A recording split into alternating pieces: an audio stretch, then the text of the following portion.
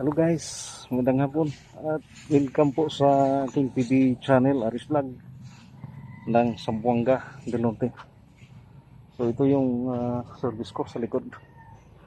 At dito ako ngayon sa may Siocon Airport o airstrip ng uh, Siocon na noon ay may story. Ay itong airport ng Siocon ay Japanese Imperial Army. So itong airport ay gawa ito noon during sa hindi pa pumutok yung World War II na may advance na dito yung Japanese Imperial Army na tumira dito noon sa lungsod ng Siocon. So ito yung ano niya, nasa ang narinig ko 800 meters ito. So galing dito. At yung history dito ay meron siyang itinagong Yamashita Hidden Treasure dito sa airstrip ng Siocon. So dito ay may tinago daw dito sa dulo at saka dito sa tinitindigan ko dito noon ay isang lamak daw ito. May mga water lily dito sa tinatayuan ko. So ito yung ano niya, may bakod dito. Ayan, sa tagiliran at yan yung ano nila, opisina noon. At hindi na ito operated sa ano, hindi operated o hindi na walang commercial plane dito na maliit na nag-operate dito sa naglalanding dito sa lugar o itong airstrip ng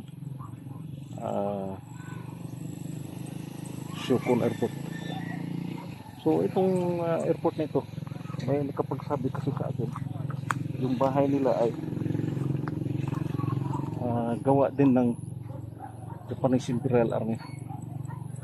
Isang ninong ko noon, nabuhay pa noon, na siya ang nagkapagsabi na ang airport ng Siocon ay gawa ng Japanese Imperial Army.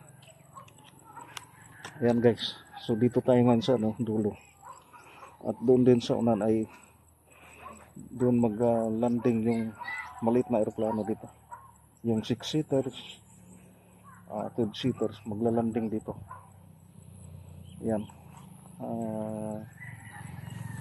Hindi ito may nagmi-maintain lang, naglilinis. Pero sa unan medyo mataas-taas lang yung kaya dito yung damo, may nag-grass cutter kanina. So itong airstrip ng Siocon ay bago pumutok yung World War II, sabi ng ninong ko, di ko lang babanggitin kasi for the security reason at yung pamilya din niya, naggawa daw ito ng nagpapanggap na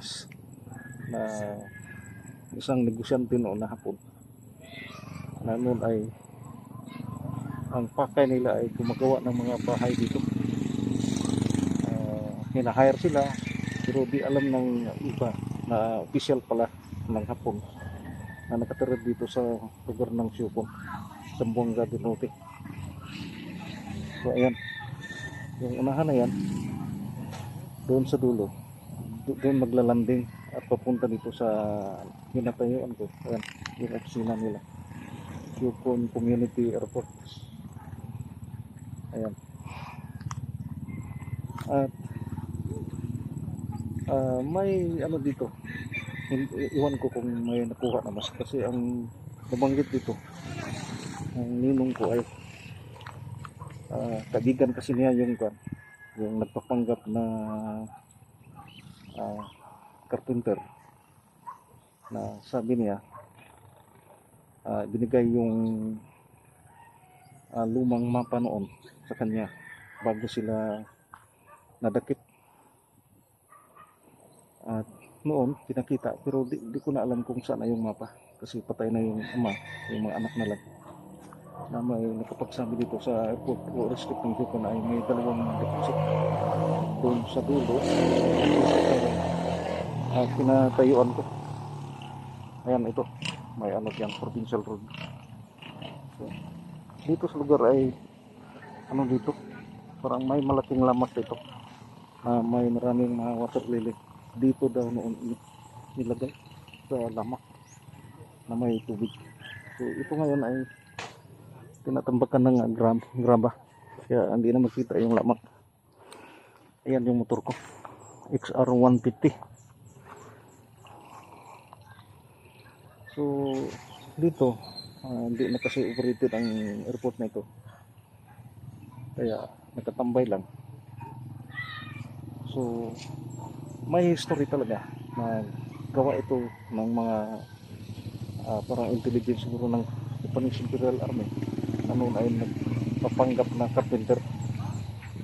May mga lumang bahay pa dito pero kukunti na lang na pinatayo nila, na hinahire sila noon na ano daw sila dito,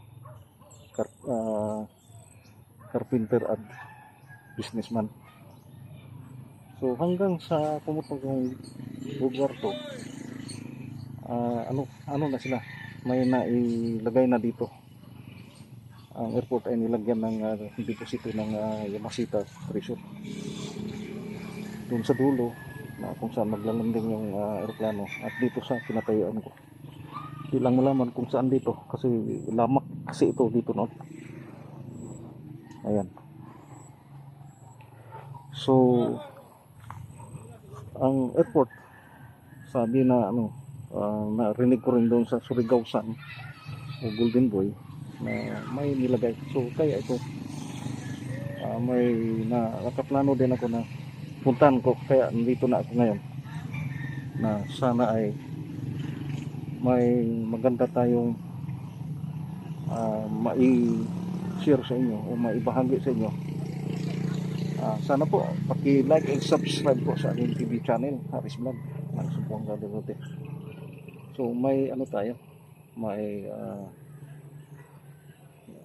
bali idea kung anong gagawin dito kasi government property kasi ito. Ayan. So ito guys, maraming salamat sa kunting oras panonood sa TV channel Haris Vlog ng Sumbonga. Tama po. Sir, may hapon. Hapon. Hapon po, sir. Gibidyo lang.